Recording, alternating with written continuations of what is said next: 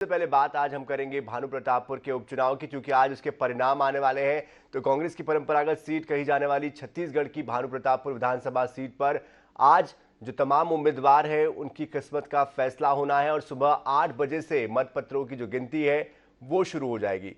रुझान 10 बजे से आने लगेंगे और तस्वीर 11 बजे तक साफ होने की संभावना है। ऐसे में इस चुनाव में कांग्रेस हैट्रिक लगाएगी या फिर बीजेपी उसके विजयी रथ को रोक पाएगी, ये देखना होगा। पिछले 60 सालों में सिर्फ ऐसा 3 बार हुआ है जब ये सीट बीजेपी के खाते में गई हो।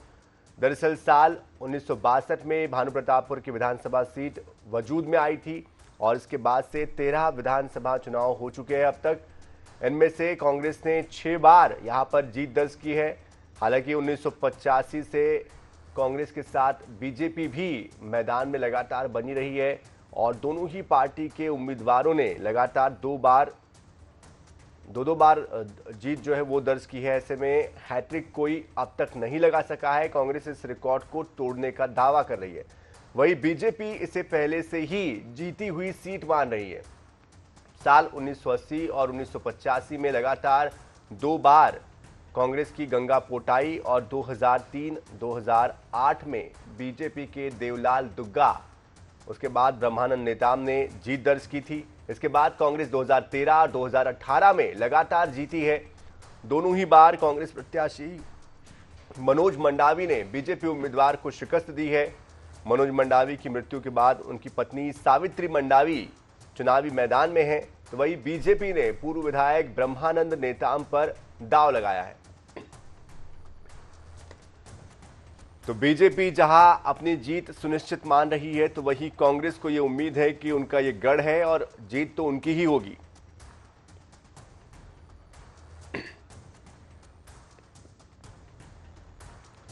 और जिस तरह से उपचुनाव को लेकर ये परिणाम आज घोषित होने हैं, इस पर अधिक जानकारी देने के लिए काउंटिंग के सेंटर से हमारे साथ हमारे संवाददाता गौरव श्रीवास्तव जुड़ चुके हैं। गौरव, सुबह का वक्त है, ठंड के साथ साथ नतीजों की जो गर्मी है, गर्माहट है, वो भी आप महसूस कर पा रहे होंगे। आपसे जानना चाहेंगे किस तरह का उत्साह है, किस तरह की तैयारियां की गई है? देखिए, सुबह 8 बजे से मतगणना शुरू होनी है। सबसे पहले डाक मतपत्रों की गणना होगी, जिसके आधे घंटे के पश्चात ईवीएम मशीन की से गणना शुरू होगी। मैं आपको बता दूं, इस वक्त मैं मतगणना कैंपस के अंदर हूं।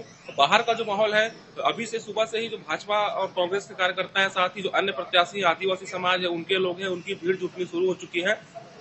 19 राउंड की मतगणना होनी है, जिसके बाद ही नतीजा सामने आएगा कि किसने यहाँ पर बाजी मारी है। फिलहाल जो है तैयारियां शुरू कर दी गई है। 7:30 बजे का समय है जब स्ट्रांग रूम खोले जाएंगे सभी प्रत्याशियों के अभिकर्ताओं की मौजूदगी में, जिसके पश्चात सबसे पहले डाक मतपत्रों की गणना शुरू की जाएगी।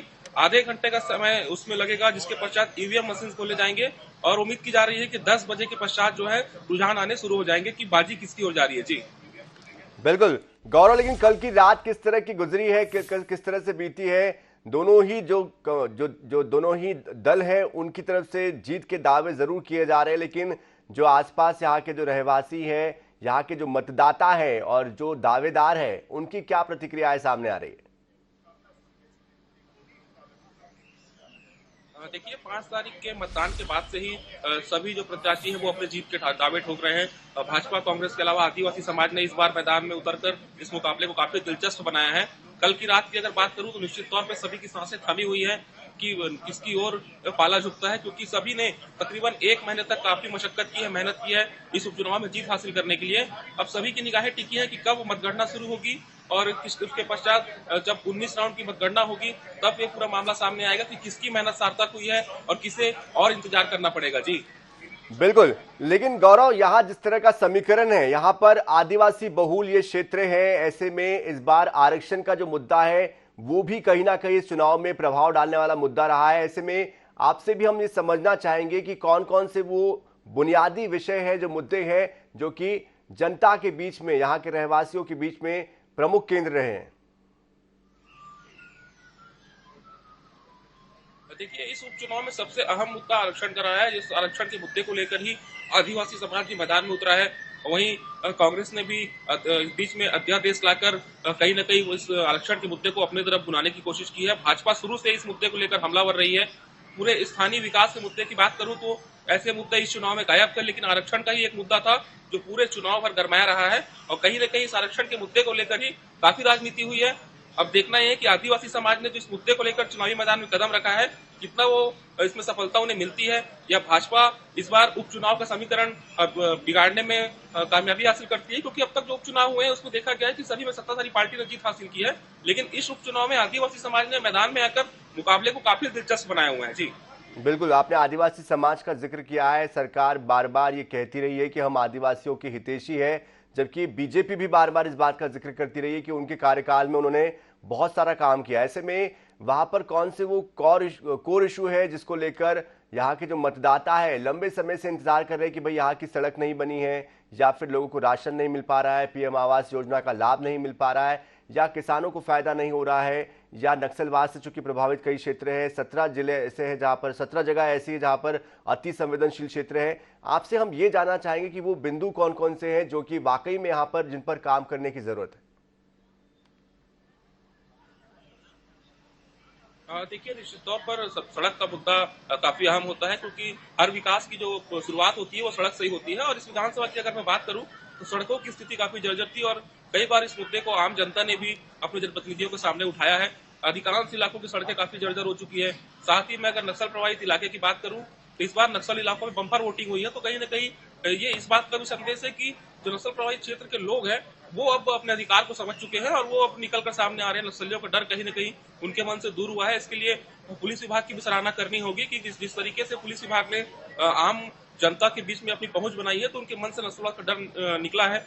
अब इनकी जो जिस तरीके से नक्सल इलाकों में ग्रामीणों ने वोटिंग की है, तो निश्चित तौर पर अब वो इस अपने विकास के मुद्दों को लेकर बीच सामने आना चाहते हैं और यही कारण है कि इतनी बड़ी संख्या में उन्होंने मतदान किया है, ताकि उनके जो मुद्दे हैं उसका हल निकल सके और वो अपना सही जनप्रतिनिधि चुन सके। जी, वोटिंग परसेंटेज का जिक्र आपने किया है, तो वोटिंग परसेंटेज पिछली बार से इस बार बढ़ा है, ये बार बार कहा जा रहा है। इस वोटिंग परसेंटेज के बढ़ने को लेकर सियासी मायने क्या निकाले? क्या ये माने कि सत्ता की तरफ ही जो जनता है उनका रुझान है और इसलिए जो परसेंटेज है बढ़ रहा है, या फिर ये माने कि भाई विकास पर मुहर लगी है, या इसके विरोध में? चूंकि हमने देखा कि आदिवासी समाज का एक धड़ा जो है उसने अपना उम्मीदवार भी उतारा है, अकबर राम खुर्राम को उतारा है उन्होंने, तो क्या ये माने कि आदिवासी समाज का भी एक प्रभाव पड़ा है?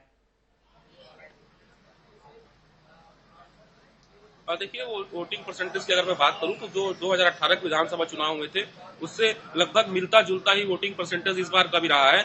अगर वोटिंग परसेंटेज बढ़ने के मायने की हम बात करें तो अक्सर देखा गया है जब भी इस तरह की परिस्थितियां निर्मित हुई है कि वोटिंग परसेंटेज बढ़े हैं तो कहीं ना कहीं बदलाव देखने को मिला है। लेकिन इस बार देखिए, परिस्थितियां जो निकल कर जो हमने अब तक ग्राउंड रिपोर्टिंग की है उससे यही नजर आ रहा है कि जो नक्सल प्रभावित इलाके हैं उन्होंने इस बार वोटिंग परसेंटेज को बढ़ाया है। वहां के मतदाताओं ने काफी बड़ी संख्या में मतदान किए हैं। 3 बजे तक का समय मतदान का था, लेकिन वहां पर जो कैंपस के अंदर पहुंच चुके थे मतदाता, तकरीबन 5 साढ़े 5 बजे तक ये मतदान चला है। तो अब देखने वाली बात यह है, बेहद दिलचस्प बात यह है कि नतीजा किसकी ओर जाएगा ये अभी फिलहाल कह पाना बिल्कुल भी संभव नहीं है, क्योंकि आदिवासी समाज ने भी काफी अच्छी मेहनत यहाँ पर की है, गांव-गांव में बैठकें की है, अपने समाज के लोगों को रिझाने की कोशिश की है। तो निश्चित तौर पर भाजपा, कांग्रेस और आदिवासी समाज तीनों का ही मैं इस बराबर लेकर चलूंगा तीनों को कि नतीजा किस ओर जाएगा ये जब मतगणना शुरू होगी, कुछ राउंड की मतगणना कंप्लीट हो जाएगी, उसके बाद इस विषय में कुछ कह पाना संभव होगा। जी बिल्कुल, यहाँ लगभग 2 लाख के तकरीबन मतदाता है। ऐसे में यहाँ की जो भौगोलिक स्थिति है, यहाँ पर जो शिक्षा है, स्वास्थ्य है, रोजगार है, या नक्सलवाद है, या जो अन्य जो विषय है उसको लेकर भी हम चाहेंगे कि दर्शकों को आप बताएं कि भाई ये जो जिला मुख्यालय है वहाँ से कितनी दूरी पर ये इलाका आता है, यहाँ पर क्या क्या सुविधाएं हैं, किस तरह के विकास के काम अब तक हुए हैं, क्योंकि ये कुल मिलाकर एक सरकार का लिटमस टेस्ट भी होगा कि अब तक जो 4 साल का कार्यकाल रहा है कांग्रेस सरकार का उसमें कितने काम हुए हैं। जनता उस नजरिए से भी इस चुनाव को आंक रही है। जी बिल्कुल, देखिए, भानु प्रतापपुर विधानसभा काफी बड़ी विधानसभा है। चारमा से लेकर भानु प्रतापपुर, दुर्गुकोंदल 3 ब्लॉक इसके अंतर्गत आते हैं। मैं विकास की अगर बात करूं तो दुर्गुकोंदल क्षेत्र के कुछ इलाके ऐसे थे जहां काफी लंबे समय से पुल की, सड़क की मांग हो रही थी। तो कहीं न कहीं कुछ हद तक सरकार इस मुद्दे को गिराने में कामयाब हुई है कि कुछ इलाकों में जहां बरसों से मांग थी पुल पुलिया की, बड़े आंदोलन भी इसको लेकर हुए थे, ऐसे कुछ इलाकों में मार्ग तो सुगम हुए हैं, पुल पुलिया का निर्माण हुआ है, सड़कें भी बनी हैं, लेकिन अगर मैं बात स्वास्थ्य सुविधाओं की करूं तो स्वास्थ्य सुविधाएं अभी भी कुछ इलाकों में स्वास्थ्य सुविधाओं की कमी देखी जाती है। जब बीच में कई ऐसी तस्वीरें आती हैं जब सही समय में इलाज न मिल पाने के कारण ग्रामीणों की मौत हो जाती है। तो इस तरह की परिस्थितियां धीरे धीरे कम जरूर हो रही है, लेकिन एकदम से अगर ये कहा जाए कि स्थितियां सुधर चुकी है तो ये लाजमी नहीं होगा।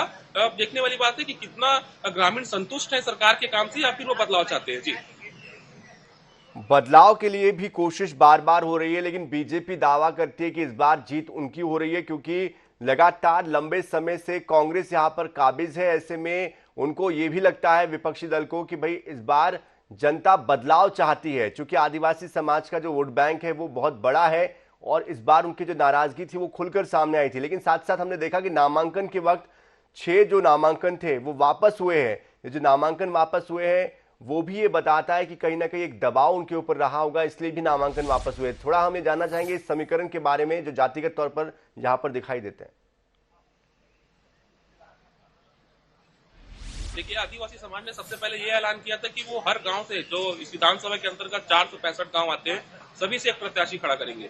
लेकिन बाद में उन्होंने मात्र 33 लोगों ने इनके नामांकन जमा किया। इसमें से 17 फॉर्म रिजेक्ट हो गए थे। इसके पश्चात 6 लोगों ने कांग्रेस के समर्थन में अपना फॉर्म वापस ले लिया था। वहीं 10 लोग जो शेष थे उन्होंने अपने आदिवासी समाज के एक प्रत्याशी को मैदान में रखने के लिए नाम वापस दिया था। तो कहीं ना कहीं आदिवासी समाज ने अंत में यह फैसला लिया कि इतने सारे प्रत्याशी से बेहतर एक प्रत्याशी मैदान में रखा जाए ताकि जीत भी सुनिश्चित की जा सके।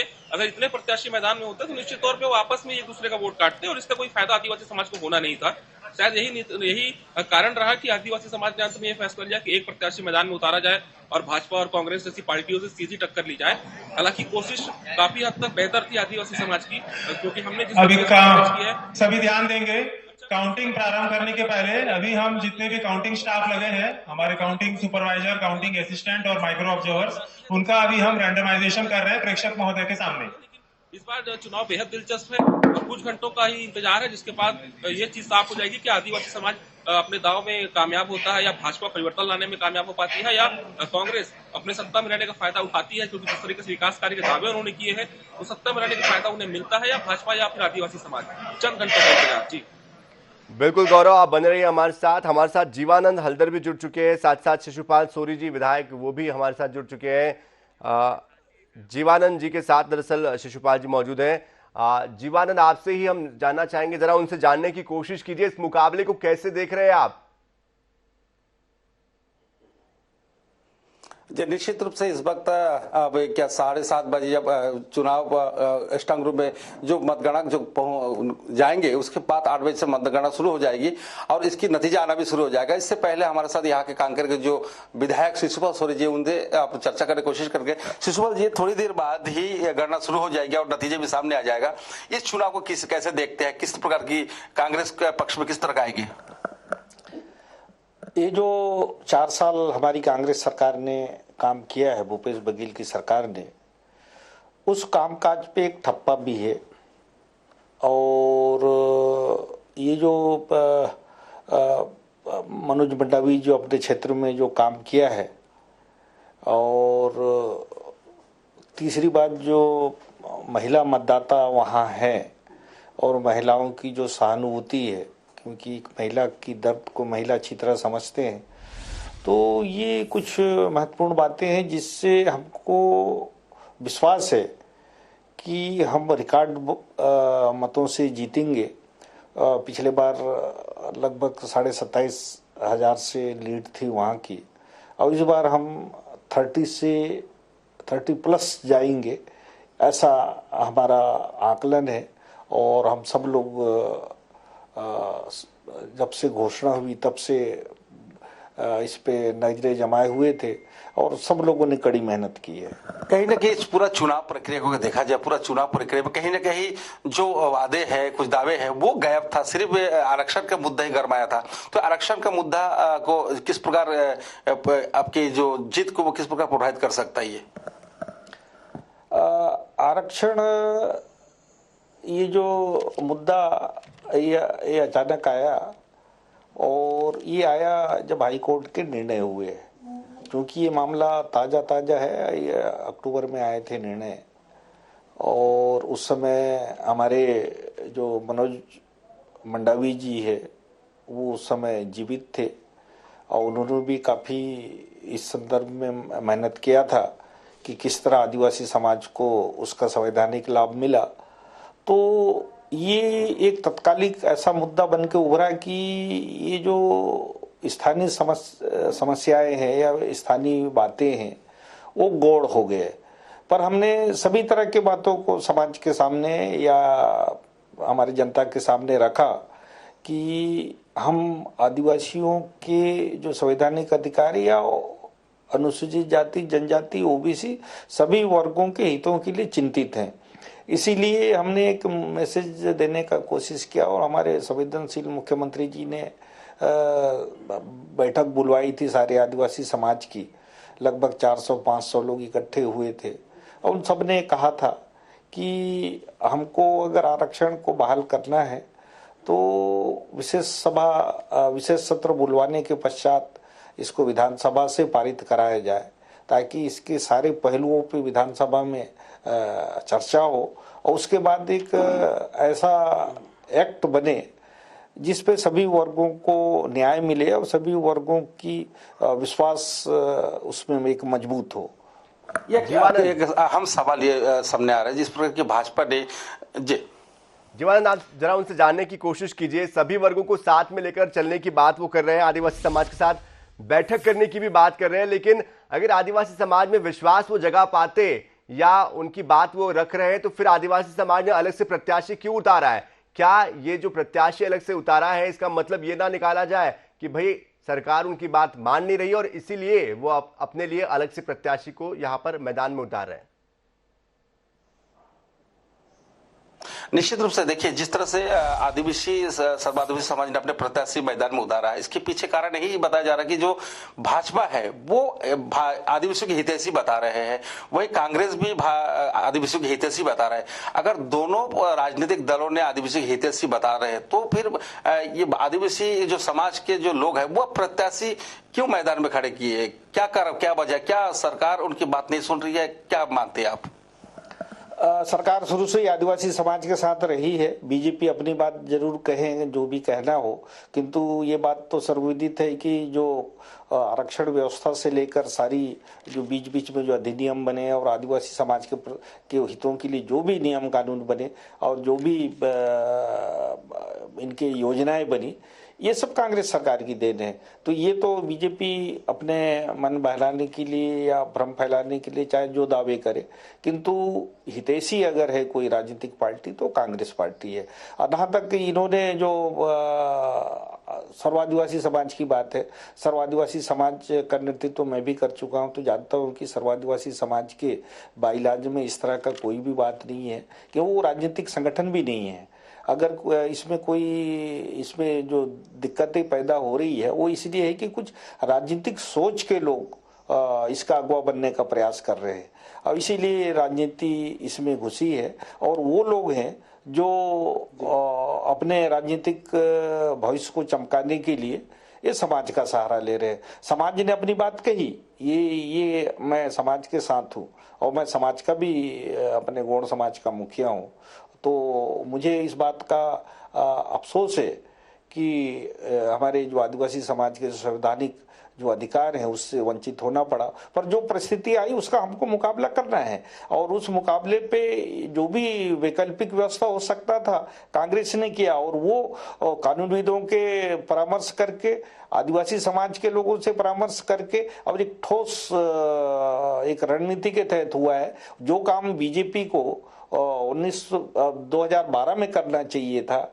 और जिसकी कमजोरी की वजह से ये रिजर्वेशन एक्ट में जो संशोधन था वो निरस्त हो गया था, उसको अगर पुनर्स्थापित करना हो तो उस त्रुटियों को हम दूर करें, तभी ये हमारा बात आगे न्यायिक प्रक्रिया में सही ठहराए जाएंगे। क्योंकि सभी को मालूम है कि कोई भी सरकार के निर्णय होते हैं अंडर जुडिशियल रिव्यू होता है और कोई भी आदमी कोर्ट में जा सकता है, तो ये सावधानी रखने की जरूरत थी और ये सावधानी उन्होंने रखा। हम तो बार बार कहते हैं और वो लोग ये दावा भरते हैं कि हमने 32% आरक्षण दे दिया। भाई इसमें बिल्कुल जिस तरह से जीवानंद अपना पक्ष वो रख रहे हैं, जाहिर तौर पर दबाव तो उन पर भी रहा होगा क्योंकि कांग्रेस ने आनंद फानंद में विधेयक भी लाया है आरक्षण को लेकर, तो इससे समझा जा सकता है कि क्या परिस्थितियां बनी हुई है। लेकिन जीवानंद और साथ साथ गौरव, आप दोनों के पास हम वापस लौटेंगे, तब तक कि आप अपडेट्स जो काउंटिंग को लेकर आ रहे हैं वो हम आपसे लेंगे।